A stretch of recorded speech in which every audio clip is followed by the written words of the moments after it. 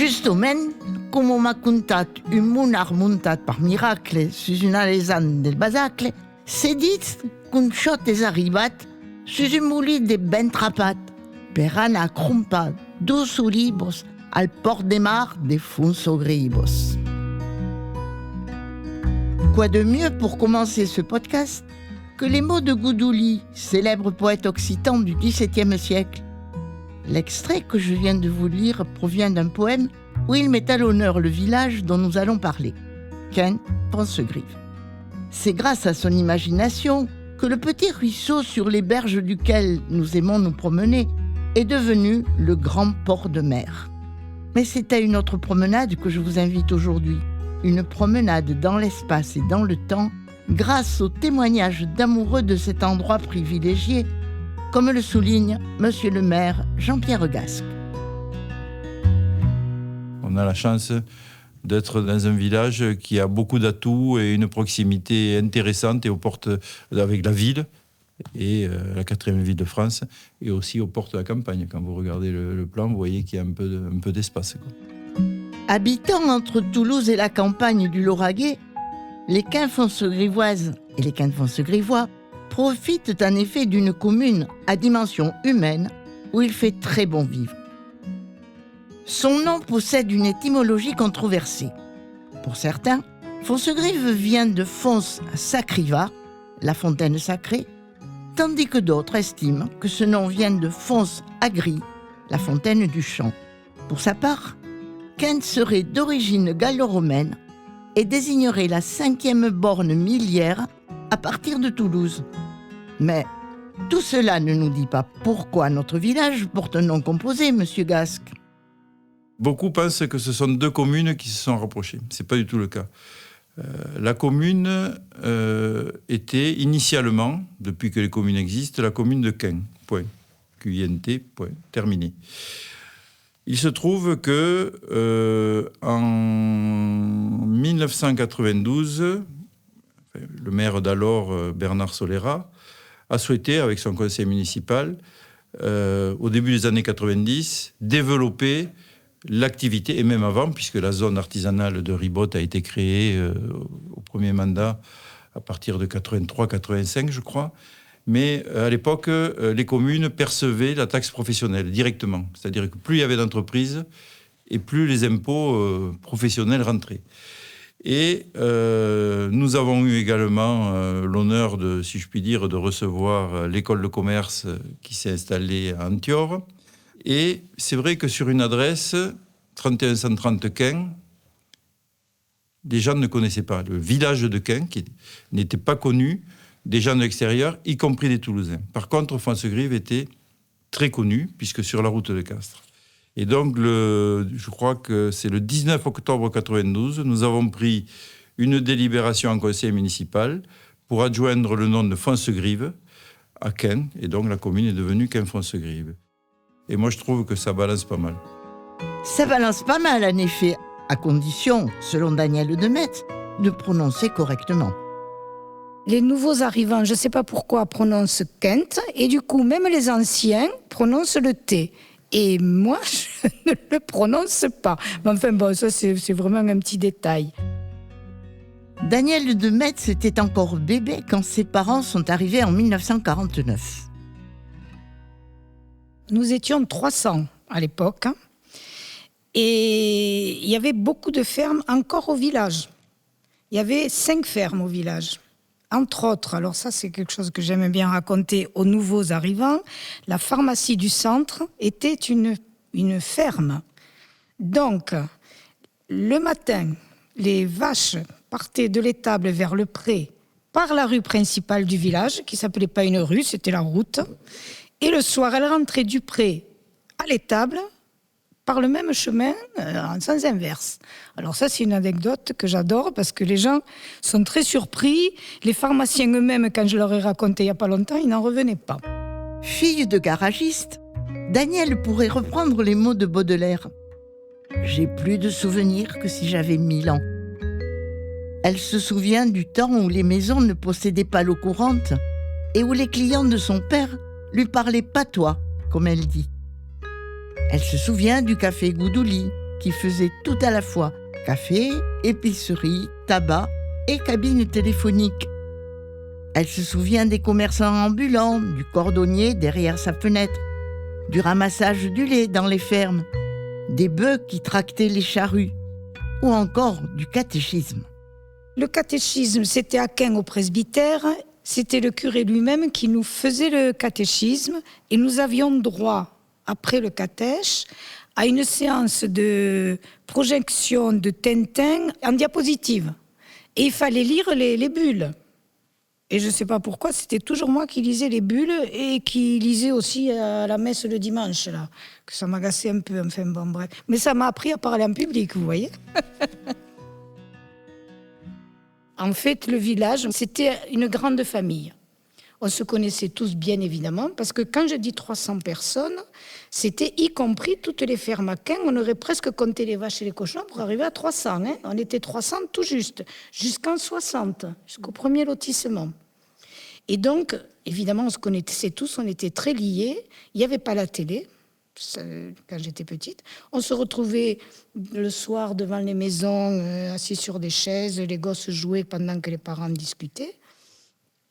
Et même, par exemple, moi, un truc dont je me souviens bien, s'il y avait un décès dans une famille, pendant 2-3 jours, on n'écoutait pas la radio, les voisins. Hein, parce qu'avant, le deuil, c'était ça. Pas de musique, et on participait au deuil des voisins qui étaient aussi des amis. Parce que vraiment, les gosses, on n'avait pas besoin de nounou. Si ma mère allait chez le dentiste à Toulouse, la voisine nous gardait avec son fils. Enfin bon, c'était pas du tout la même vie, hein, du tout. Voilà. Mais moi, je regrette pas le progrès et je suis pas trop. Enfin, j'ai de bons souvenirs de cette période-là, mais je trouve pas mal non plus qu'on ait évolué, qu'on ait tous les commerces. On n'avait rien, on n'avait pas de dentiste, pas de médecin. Il fallait aller à Toulouse ou au marché à Caraman le jeudi. Enfin, la vie était finalement simple et compliquée en même temps. Une vie que Lucette Puteaux a connue dès 1951, année où cette dame originaire de Lasbordes s'est installée avec son mari dans le quartier Montplaisir. 11 ans plus tard, elle se charge, pour la municipalité, d'une activité bien précise. Eh bien, je tenais les douches. Alors, le samedi, il n'y avait pas d'eau avant, hein, il n'y a pas de l'eau de ville, ni rien, jusqu'en 62. Et après, je tenais les douches le samedi soir. Il y en avait quand même de Flourens, de Drémil, de Sainte-Foy qui venaient. Il n'y avait pas d'eau à nulle part. Et je les tenais samedi soir. Et après, le dimanche, quand il y avait du foot, alors là, c'était pas pareil. J'ouvrais pour les douches, mais je les tenais pas. Le samedi, je faisais payer. Mais le dimanche, non. Mais alors, c'était la catastrophe. Parce qu'alors, ils se lavaient avec les chaussures et tout. Et alors, j'appelais un qui était employé, Maurice Frezeuil, il était carillonneur. Il venait m'aider pour le nettoyer. Je ne pouvais pas, il y avait de la paille, il y avait de tout. Alors, ils sont pénibles, les jeunes. Et après, j'ai été embauchée tout doucement à la mairie de Foncegrive. En 1973, j'ai été embauchée aux écoles et tout ça.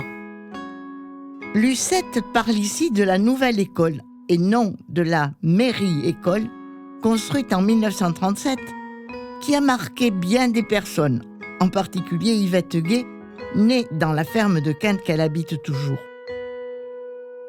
Il y avait des tables, on était 2 par 2. Devant, il y avait le bureau avec ma cousine. Derrière, il y avait le poêle pour chauffer. Et chacun son tour, on faisait le ménage et on allumait le poêle. Oui, il y avait la morale sur le tableau tous les matins en rentrant.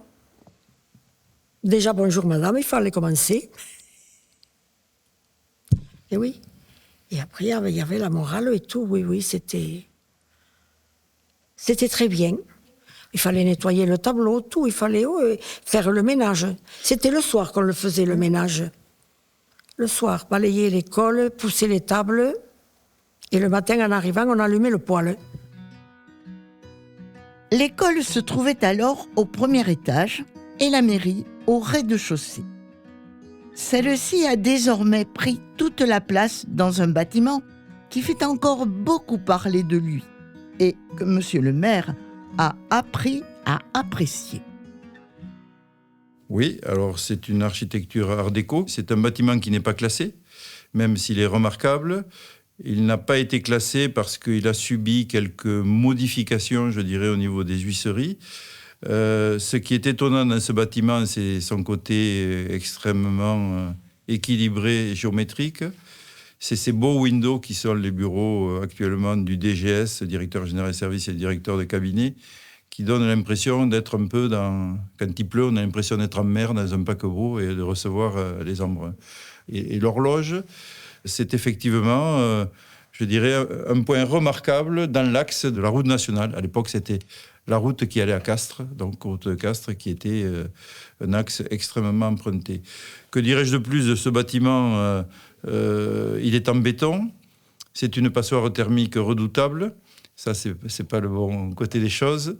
Mais c'est un superbe outil de travail et c'est surtout quelque chose qui ne ressemble à rien de ce qui existe par ailleurs. Même si, dans le secteur, il y a pas mal de mairies qui sont de cette époque-là, mais aucune n'a cette forme aussi majestueuse. Et à noter que quand j'étais petit, je trouvais ça très moche. Je me disais, mais j'avais presque honte de ce bâtiment qui était tout en ligne. Un bâtiment singulier que l'on doit à Jean-Marie Ferriol. Ce cultivateur, couvert d'honneurs et de médailles, a été le maire de Quinte de 1926 à 1965. Il est l'arrière-grand-oncle de Monsieur Gasque et l'arrière-grand-père de Monique Sassareux qui nous livre son témoignage. Je suis née dans la maison qui se trouve juste à côté de la mairie, qui s'appelle la Bastide. Et donc là, c'était, malgré qu'il y avait la mairie actuelle, les gens, on n'était que 300 personnes, et les gens, ils venaient à la maison quand ils avaient besoin de papier, de faire tout ce qu'il y avait à faire. Maman était secrétaire de mairie, donc on recevait les gens dans la cuisine. Il y avait un petit bureau et ils faisaient les papiers, voilà, là, dans la maison. Mon grand-père est né en 1879. Il a fait la campagne de Chine. À 19 ans, il s'est engagé, il est parti se battre en Chine. Il est resté 2 ans là-bas. Donc, il nous racontait toute son épopée qu'il a fait là-bas. Il est parti avec un bateau à Toulon. Ils ont eu des tempêtes, il a cru mourir des dizaines de fois. Et au moment de revenir, il n'y avait pas de bateau. Donc, il s'est porté volontaire pour revenir à pied de Chine. Mais bon, il y a eu heureusement un bateau. Et quand il est revenu, tout le monde pensait qu'il était mort parce que les nouvelles, elles n'arrivaient pas comme aujourd'hui. Donc, ensuite, il a fait la guerre de 14. Il était à Verdun, sur le front, dans les tranchées. Et il s'en est sorti. Il a eu beaucoup de chance dans sa vie. Donc, il est revenu, il s'est marié. Ils ont acheté la maison où je suis née. Et ensuite, il s'est impliqué dans la vie communale. Il a été conseiller municipal et après, il a été élu maire. Et il est resté 40 ans maire. Voilà. Et il a arrêté parce qu'il était malade. Il avait 85 ans, il était malade, donc il a arrêté d'être maire. Il avait peur de rien. Un jour, il se promenait dans le champ derrière la maison parce la maison se trouve là, à côté de la mairie, et puis ça allait jusqu'à la Saône, là-bas, jusqu'à la rivière. Et il y avait des champs, il y avait des vignes. Et là, dans le pré, derrière la maison, il y avait un serpent. Qu'est-ce qu'il fait ? Il donne un coup de pied dans le serpent. Et le serpent le pique sur le pied. Alors, quoi faire ? On avait une voiture. Et mon grand-père a pris la voiture, l'a amenée à Purpan. Et alors, à Purpan, ils l'ont soigné.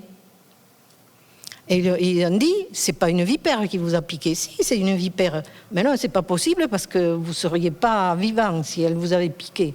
C'était une vipère. Donc, Mon grand-père est revenu ici parce qu'ils l'avaient tué et ils ont amené la vipère à Purpan. Et ils n'en revenaient pas, ils s'en sont sortis. Mais peut-être qu'elle avait déjà piqué une fois, on lui a dit, donc elle avait moins de venin. Vous voyez, c'était le style à 80 ans, il montait sur son vélo, avec il avait la fourche en travers du vélo, il partait, il allait dans le champ, remuer le foin, et ce qu'il avait toujours un chapeau. Chapeau, monsieur Ferriol, pour cette vie si bien remplie. Mais revenons à votre arrière-petite-fille, qui a d'autres souvenirs à partager, comme les fêtes de fin d'année, organisées par son institutrice. Et alors là, on répétait, à partir d'une certaine époque dans l'année, chaque cours avait quelque chose à faire. Alors les grands faisaient une pièce de théâtre. Et puis les autres cours, on faisait une danse, un petit truc comme ça. Donc elle nous faisait les costumes. Alors elle avait toute la classe à s'occuper, tous les cours. Elle nous faisait les costumes en crépon, en papier crépon. Sa maman l'aidait à coudre tous ces costumes. Et à la fin de l'année, il y avait le spectacle. Alors dans une salle à la mairie, qui était la plus grande salle. Alors c'était bondé parce que toute la commune venait voir le spectacle. C'était quelque chose les gens, ils attendaient ça. C'était des loisirs, parce qu'il n'y avait pas, à part la fête. La fête, la fameuse fête locale qui a traversé les époques et dont Lucette nous fait le portrait. Ah, il y avait des manèges, des petits stands de bonbons, des confettis et tout ce que vous voudrez là. Il n'y avait pas des manèges de maintenant. Hein. Quand on faisait la fête locale à Fonsegrive, on la faisait devant la mairie. On dansait sur la route. Alors, moi, je dansais tout. La valse, le tango, le charleston, j'aimais beaucoup la danse. Beaucoup. Alors, on sortait, je vous dis, il y avait une bonne ambiance. C'était un kiosque qui avait devant la mairie. Un kiosque qui montait et ça dansait là. Mais aussi, c'était très bien, quoi. Il n'y avait que ça. Alors, remarquez, on n'en demandait pas davantage. Hein. Pas davantage. Et pourtant, des années plus tard, à l'époque où Danielle de Metz était présidente du comité, la fête est passée de 3 à 4 jours. Et les discos mobiles sont arrivés. Alors par contre, ce qui était un peu compliqué, pour payer la fête, c'est qu'on avait une petite subvention de la mairie, mais la coutume était de passer dans toutes les maisons pour faire une quête. Donc, en contrepartie de ce que les gens nous donnaient, nous donnions un bibelot qu'on achetait chez un grossiste qui vendait de la bimboleterie, des jouets, etc. C'était des petites bricoles qui n'avaient pas de valeur, mais c'était la coutume. Et le problème, enfin en tout cas pour moi ça en était un, c'est que les gens voulaient pratiquement dans toutes les maisons nous faire boire. Je ne vous dis pas dans quel état étaient les membres du comité des fêtes. Alors moi je buvais de l'eau, mais au bout d'un moment, l'eau il faut l'éliminer, donc ça me posait aussi des problèmes. Après l'eau, le feu dont nous parle Monique. Sur la place, toujours, devant la mairie, on faisait le feu de Saint-Jean. Voilà, et là, il y avait tout le village qui venait aussi. Et après, quand le bois s'était bien consumé, on sautait. Le reste du bois, on sautait. Alors, mais moi, j'y assistais pas trop. J'avais très peur du feu. J'ai eu un problème, je n'ai jamais compris pourquoi. J'avais très, très peur. Et alors, je restais dans la maison, j'étais derrière la vitre, je regardais, mais je n'y allais pas. Voilà. Mais c'était des activités de l'époque. Après, nous, on se faisait le carnaval, les enfants. On se déguisait. On avait une petite remorque, les petites remorques qu'on tirait avec le vélo. On se déguisait et on allait chez les commerçants. Bon, il n'y avait pas beaucoup, il y avait la boulangerie et l'épicerie. Et on allait demander l'aumône un peu. Alors, ils nous donnaient 4 sous, on s'achetait des paquets de gâteaux à l'époque, et puis on se faisait un petit goûter entre nous. Voilà, ça c'était les activités des enfants à l'époque. Moi, j'ai toujours bien aimé mon village. Bon, j'ai jamais bougé, je suis toujours restée, je suis toujours là. Et je trouve que c'est un village agréable. Janine Assema ne la contredira pas. Je suis arrivée ici à Quinte-Foncegrive en 1962. J'ai trouvé un village très vert, très joli. Je venais d'habiter de très grandes villes. Et je ne m'étais jamais intégrée à rien, je m'étais occupée de rien. Je n'en avais jamais voté nulle part. Et quand je suis arrivée ici, j'ai été prise dans l'ambiance, toute petite. Et voilà comment j'ai mis le doigt dans Quinte-Foncegrive ambiance. Comme je n'ai jamais travaillé, j'avais le temps, mes enfants étaient grands, ils n'avaient plus besoin de moi. Mais les Quinte-Foncegrivois avaient besoin de Janine, semble-t-il, si l'on considère tout ce qu'elle a fait pour le village. Quinte-Foncegrive Ambiance, dont elle a parlé, est une association dédiée à de nombreuses activités, parmi lesquelles la fameuse brocante de Janine. Une brocante dont elle est à l'origine et qui permet, une fois par an, de créer du lien et de transmettre des objets chargés d'histoire. Cette année, la mairie l'a déclarée femme inspirante à l'occasion de la Journée internationale des droits des femmes. J'ai été très étonnée qu'on me demande d'être femme inspirante. Je ne pensais pas ça, parce que tout ce que j'ai fait, je l'ai fait bénévolement et parce que je le sentais. Et puis, c'est parce que j'ai fait beaucoup de choses, justement. Beaucoup de choses, dont un fameux cassoulet qui obtenait un succès fou. Mais c'est qu'on a eu jusqu'à 200 personnes dans la salle, à tel point que nous, la dizaine qu'on faisait le cassoulet, on ne s'asseyait pas à table, on ne mangeait pas le cassoulet. Pour remplir la salle, il n'y avait pas de place pour nous.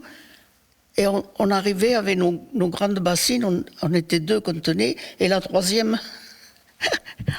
avec des louches, on servait le cassoulet. Et l'abbé, mon Dieu, je ne devrais peut-être pas le dire, hein, paix à son âme, il nous avait dessiné sur les murs comme ça des personnages, je ne sais pas si quelqu'un l'a vu ça, des personnages humoristiques, voilà, quel est le mot que vous... Et tout le monde était étonné que ce soit l'abbé qui...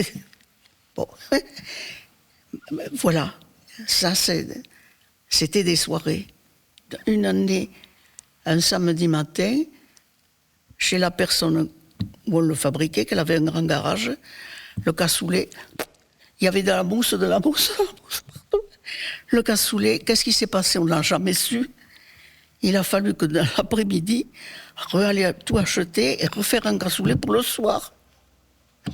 Oh, je revois toute cette mousse au-dessus de la grande bassine. Bon, excusez-moi.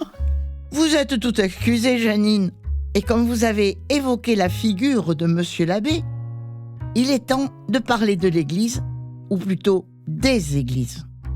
Arrivé dans notre commune, en 1965, Jean-Marie Ferrimbach connaît très bien ce sujet, aussi riche que complexe. Et nous avons effectivement une histoire de 3 églises à Foncegrive, puisque l'église actuelle remplace une chapelle qui a été construite en 1965 et qui a disparu dans les années 2000, on en dira un petit mot. Mais la première église de Quinte-Foncegrive est assez étonnante parce qu'elle est toujours là. Elle a une histoire très longue, puisqu'elle doit commencer à peu près à l'époque carolingienne. Et elle est un peu bizarre, cette histoire, puisque cette église ancienne dite de Quinte se trouve construite à un site où il n'y avait aucune raison pour construire une église. Donc, il est vraisemblable que la raison d'être de cette église-là, c'est une raison d'antériorité. Il est vraisemblable qu'il y avait un culte non chrétien et qui a été remplacé par un culte chrétien un beau jour par une décision de ceux qui possédaient la terre, en tout cas. Alors, cette église de Quinte a une histoire donc qui est très ancienne. C'est au départ une petite église rectangulaire, mais dont l'espacement entre les 2 murs principaux va rester constant encore aujourd'hui, puisqu'on a les traces, dans les parties basses, de murs avec une construction en arête de poisson, caractéristique de l'époque wisigothique ou carolingienne. Donc vous voyez, on remonte très très loin et on a encore les traces. Cette église subira plusieurs transformations, notamment sous l'influence des chanoines de Saint-Cernin au XIIe siècle. Et puis après, il y avait évidemment des événements un peu difficiles à contrôler, puisque on a les guerres de religion, et il est vraisemblable, très vraisemblable, que l'église a été détruite, ou peut-être brûlée simplement, autour de 1588. Bon. Et elle est reconstruite à partir de 1589, si vous voulez, après ces guerres. Et pas de chance, elle est détruite par un incendie en 1856, on était sous Napoléon III. C'est là qu'on va donner la forme actuelle, qui est, c'est assez amusant, est une forme qui reproduit au niveau des proportions Saint-Pierre de Rome. Car notre église est intitulée Saint-Pierre, et les proportions sont celles de Saint-Pierre de Rome. Eh bien, elle est toute petite, mais quand on regarde vue d'avion, si vous voulez, on a l'impression de... Bon, c'est assez paradoxal. Elle est effectivement dédiée à Saint-Pierre, et on a aussi une petite statue de Saint-Pierre et de Saint-Paul qui datent du XVIIIe siècle et qui sont conservées précieusement dans l'église encore aujourd'hui. Entre 1965 et 1970, aura lieu une restauration grâce à laquelle l'église est désormais pourvue d'une charpente en forme de voûte romane, en bois contrecollé, qui s'harmonise très bien avec les briques dégagées. Mais alors, bien sûr, le culte n'y s'y fait que dans les périodes un peu chaudes l'été, ou pour des mariages, pour des funérailles, parce que le cimetière est à côté.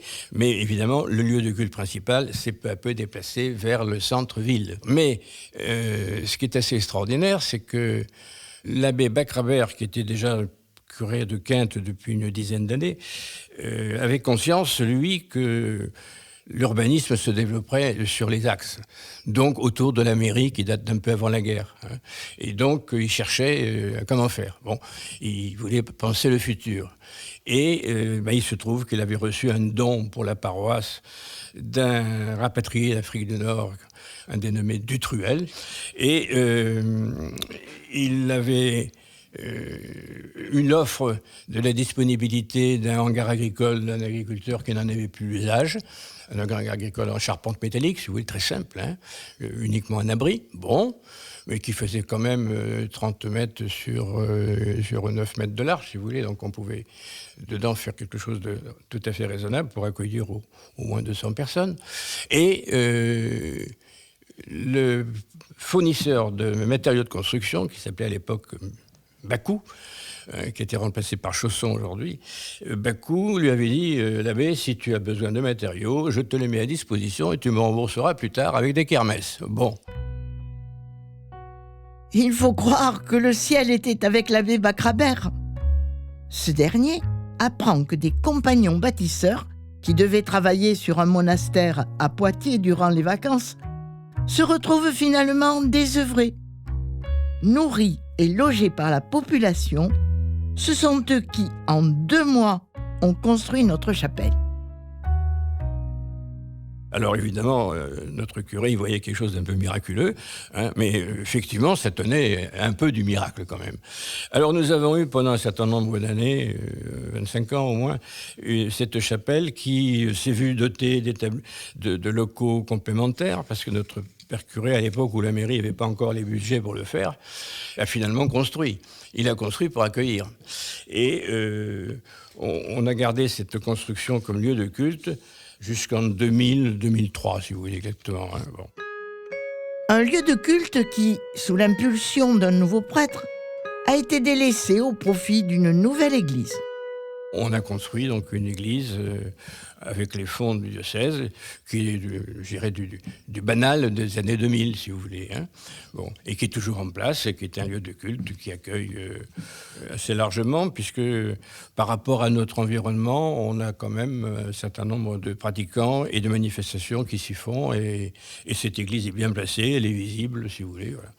Mais c'est étonnant de voir comment ce petit village a vécu 3 églises, si vous voulez, sachant que l'église de Quinte reste quand même un lieu de culte très apprécié pour... il a beaucoup d'allure, si vous voulez, donc pour un mariage, pour des cérémonies de ce genre, et puis pour des funérailles, parce que c'est tout près du cimetière. Nous avons toujours une activité de culte à Quinte également. Bravo à M. Fehrenbach pour son érudition. mais également pour avoir réalisé ce qu'on pourrait appeler une église du savoir. La superbe médiathèque à qui l'on a donné le nom d'Anne-Laure Arouebo, victime des attentats terroristes du 13 novembre 2015. Sur un mur d'une salle multi-activité se détache une plaque au nom de Jean-Marie Fehrenbach et de son épouse Françoise, la première élue à la culture. Et puisque nous évoquons les bâtiments à l'usage du public, donnons la parole à Bernard Solera.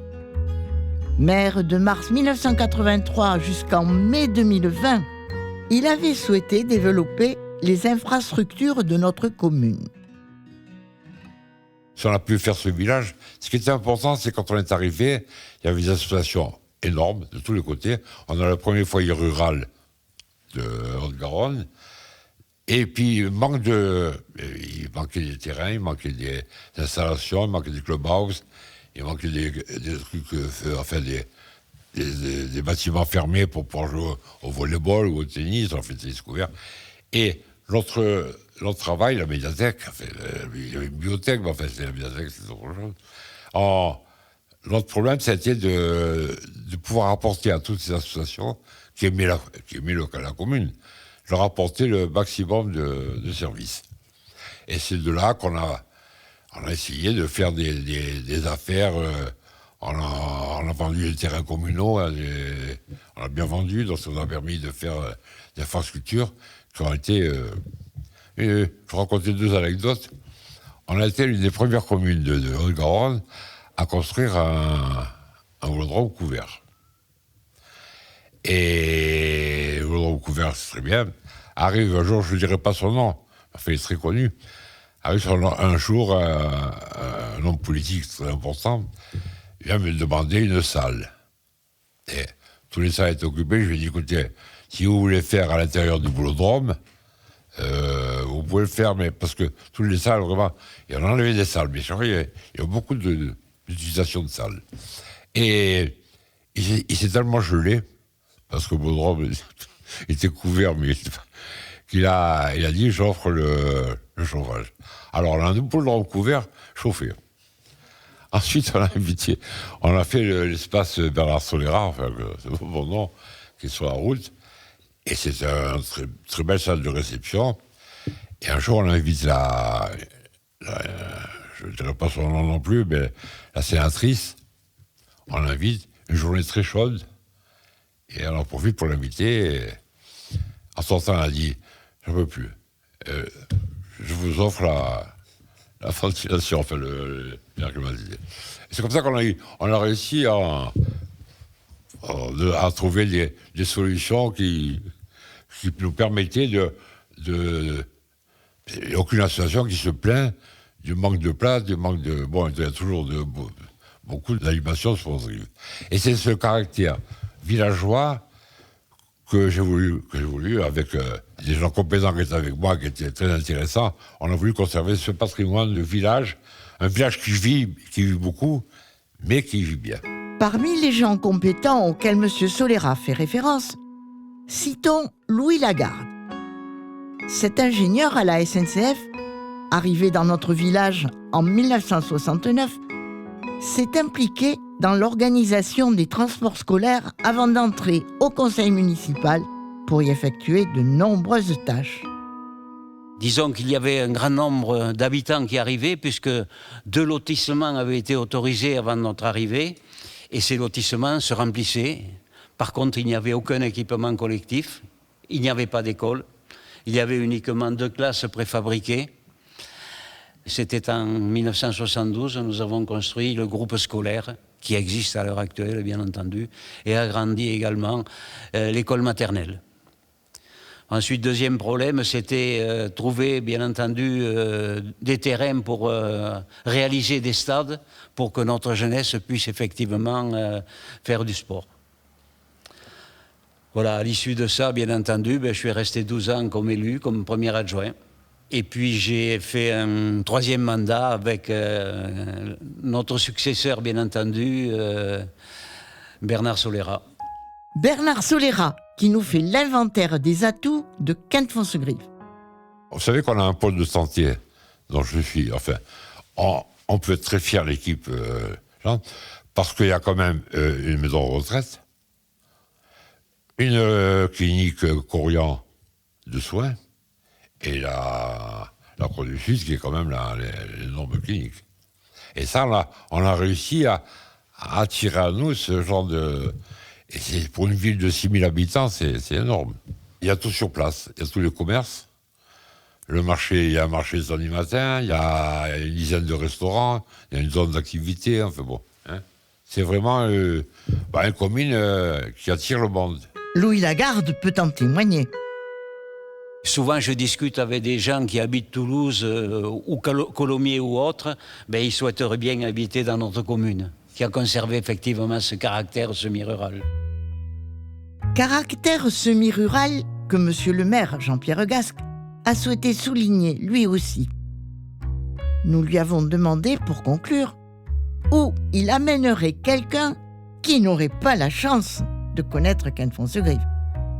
Je l'amènerai peut-être sur les bords de Saône. Alors la Saône est une rivière qui souligne la commune, donc vous voyez là la limite, et c'est une chance qu'elle rende un certain nombre de terrains, tous les terrains d'ailleurs inconstructibles, à cause des possibilités d'inondation, ce qui fait qu'on a donc tout un espace dont la commune est quasiment propriétaire, à 90%, elle rend tout un espace qui est un espace de nature. Et quand on se balade sur les berges de la Saône, qui est un affluent de l'Hers, on a vraiment l'impression d'être à 30 km de Toulouse. On n'entend pas de bruit de voiture, on voit de la nature, on voit des chevreuils, les sangliers un peu moins parce qu'ils se planquent, et on a tous les coteaux de Saint-Orens qui sont au-dessus de nous.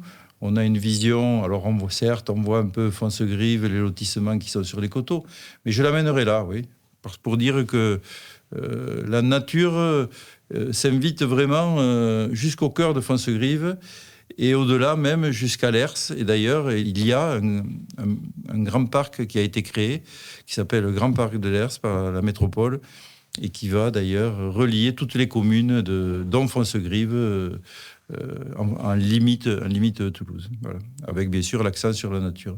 Donc je l'amènerai là. Je pourrais l'amener à Caen aussi, peut-être pour regarder l'église de Caen, le clocher qui se détache sur la vue de Toulouse, avec derrière la fusée à Cité de l'Espace. On a quelques photos qui ont été prises par ma directrice de cabinet à l'époque. Je n'étais pas maire, et qui montrent ce contraste entre l'église de Caen et la ville de Toulouse et la fusée de la Cité de l'Espace. Voilà. Voilà, notre petite visite est terminée. Moi, Maïté Lascombe, je suis très heureuse de vous avoir servi de guide. Merci à toutes celles et à tous ceux qui nous ont fait partager leur amour de Quinte-Fonsegrive, en espérant, si ce n'est déjà fait, qu'après l'avoir découvert par vos oreilles, vous viendrez voir notre beau village de vos propres yeux. Mais laissons les derniers mots à Jeannette Sassareux pour lui rendre hommage. Disparue en 2019, cette figure emblématique de Quinte-Fonsegrive était la petite fille de Jean-Marie Ferriol, dont elle a été, pendant des années, la secrétaire de mairie. Elle a toujours habité la maison de la Bastide, ferme agricole où elle est née en 1925. Mémoire du village, elle allait raconter aux enfants de l'école primaire ce qu'elle avait vécu durant la Seconde Guerre mondiale. Elle se souvient ici de la libération. Et nous nous souviendrons toujours de Jeannette. Ah oui, une fête. Il y avait un monde, mon Dieu, il y avait un monde, vous ne pouvez pas savoir. C'était la gaieté, c'était là. On était libre, n'est-ce pas? Libre.